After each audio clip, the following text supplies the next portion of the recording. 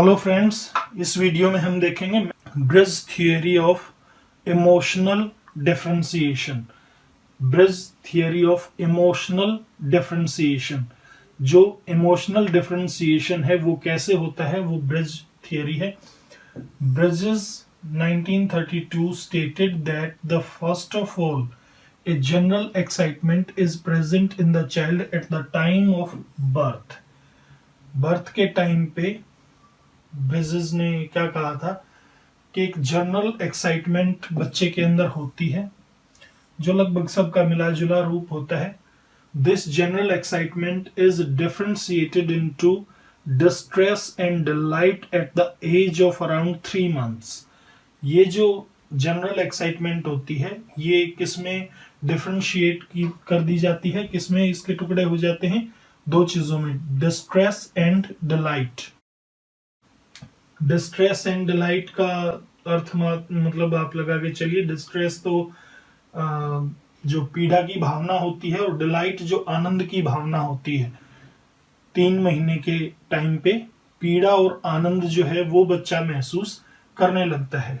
Distress is gradually differentiated into anger, disgust, fear, jealousy.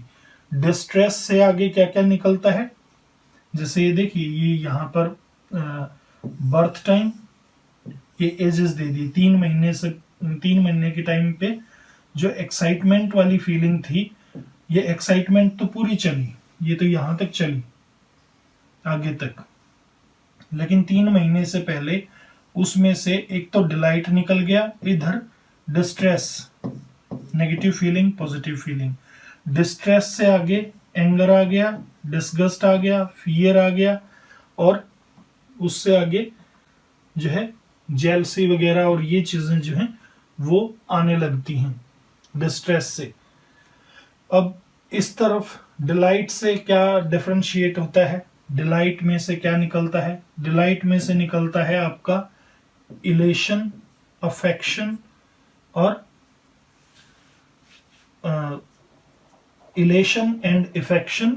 ये यहाँ for children है, for adults है, और जॉय भी इसी में से निकलता है।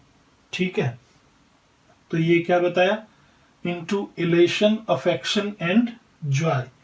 इलेशन, अफेक्शन एंड जॉय की जो फीलिंग है वो इसमें आने लग जाती है।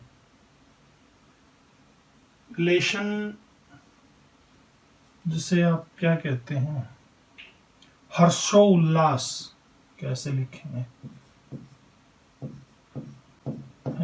हर्षो, ऐसे ही ना, उल्लास, हर्षोल्लास की भावना। ठीक है, इलेशन, तो ये पॉजिटिव होते हैं, elation, affection and Joy. The differentiation of emotions given by Bridges is presented in the below given diagram। इस डायग्राम में ये दे रखा है, जैसे 3 महीने से पहले दो चीजें निकल जाएंगी, डिलाइट और डिस्ट्रेस। फिर इस तरह से 6 महीने के टाइम पे पहले एंगर, डिसगस्ट, और फिर 6 महीने के आसपास जो है फियर, और इधर डिलाइट में से 6 महीने के बाद जाके क्या निकलना स्टार्ट होगा, इलेशन, अफेक्शन। ठीक है, ये चिल्ड्रन के लिए है। अडल्ट्स के लिए इसी में से, डिलाइट में से फिर जॉय निकलेगा, अडल्ट्स के लिए जॉय, आनंद। ठीक है, और इधर जो है अडल्ट्स के लिए जेलसी इसमें से निकलेगी। जेलसी की फीलिंग कब, 18 महीने के आसपास। क्लियर, तो ये इस तरह से इसमें से जो वो हैं आगे जो ब्रांचेस बनती जाती हैं, जो डिफरेंशिएशन होता जाता है, टुकड़े जो होते जाते हैं इमोशंस के, वो इसमें दे रखा है। According to Bridges, the first 2 emotions to be differentiated from the parent trunk of excitement. Bridges के अकॉर्डिंग जो पहले 2 इमोशंस हैं, कौन से, पहले दो इमोशंस निकले थे, एक डिलाइट का, एक डिस्ट्रेस का। तो वो एक पेरेंट ट्रंक जो चला, अब देखिए ये यहां पर मैं आपको दोबारा से वो टेबल एक बार दिखा दूं। ये देखिए क्या है, ये जो है ये पेरेंट ट्रंक है, पेरेंट ट्रंक जो एक्साइटमेंट की फीलिंग थी। अब इसमें से पहले दो निकले, ठीक है।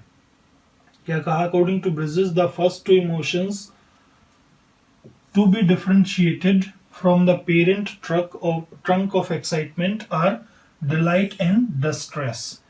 एक्साइटमेंट का है पेरेंट ट्रंक, मेन जो ट्रंक है वो एक्साइटमेंट का है। उसमें से फिर क्या निकले, delight and distress.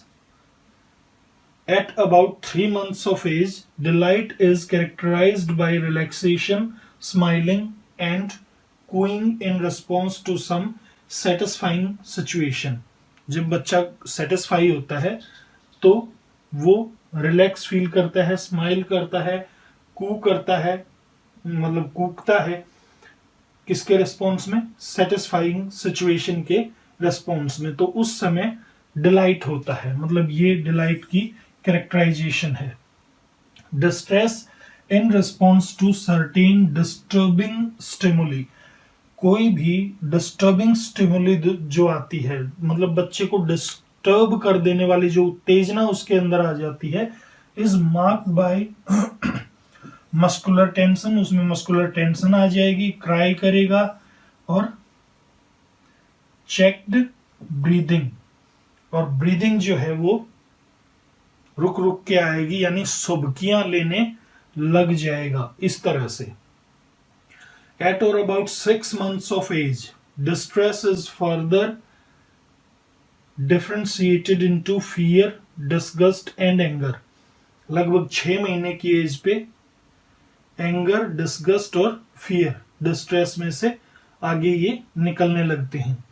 By approximately 12 months of age, the positive emotion of delight, जो नेगेटिव इमोशन है डिस्ट्रेस वाला, वो 6 महीने की स्टेज पे, लेकिन पॉजिटिव जो इमोशन है, जो पॉजिटिव इमोशन था इसका डिलाइट वाला, वो 12 महीने की एज के आसपास जाके positive emotion of delight becomes further differentiated into, वो आगे और चीजों में डिफरेंशिएट हो जाता है, elation and affection.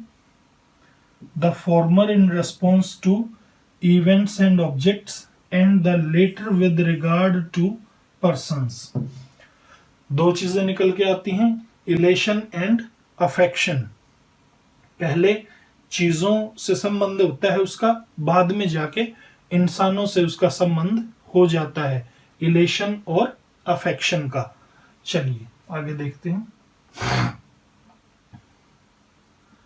By 18 months of age, jealousy has been differentiated.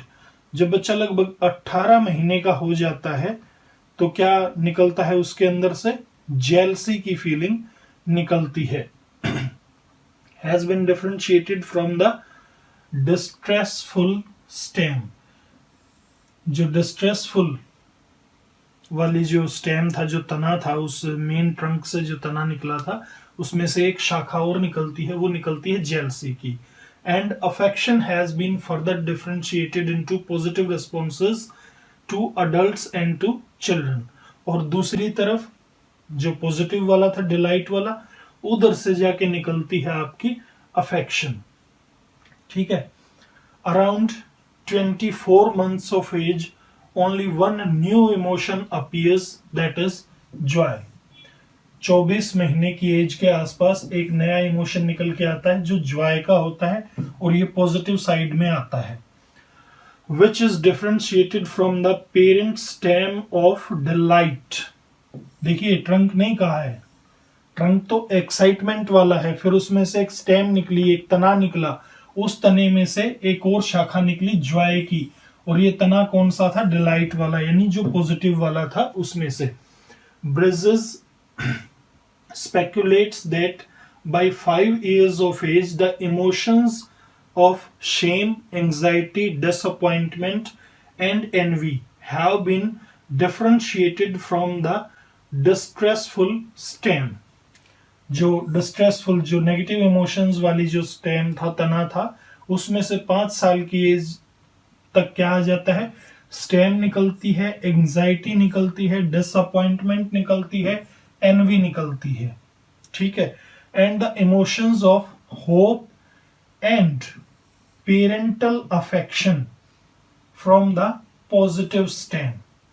जो पॉजिटिव स्टेम होती है, जो ऊपर वाला था, उसमें से 2 चीजें निकलती हैं, एक होप और एक पेरेंटल अफेक्शन।